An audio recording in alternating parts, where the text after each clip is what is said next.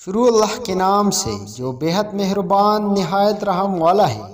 روایت ہے حضرت ابو ہریرہ رضی اللہ عنہ سے، فرماتے ہیں فرمایا رسول اللہ صلی اللہ علیہ وسلم نے کہ جب ماہ رمضان کی پہلی رات ہوتی ہے تو شیاطین اور سرکش جن قید کر دیے جاتے ہیں اور دوزخ کے دروازے بند کر دیے جاتے ہیں کہ ان میں سے کوئی دروازہ کھولا نہیں جاتا، اور جنت کے دروازے کھول دیے جاتے ہیں جن میں سے کوئی دروازہ بند نہیں کیا جاتا، اور پکارنے والا پکارتا ہے کہ اے بھلائی چاہنے والے آ اور برائی چاہنے والے باز آ، اور اللہ کی طرف سے لوگ آگ سے آزاد کیے جاتے ہیں۔ یہ ہر رات ہوتا ہے۔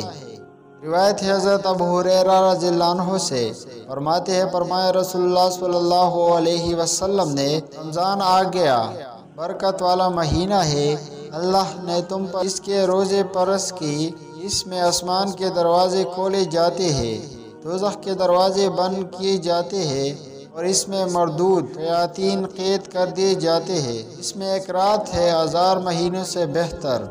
جو اس کی خیر سے محروم رہا وہ بالکل ہی محروم رہا۔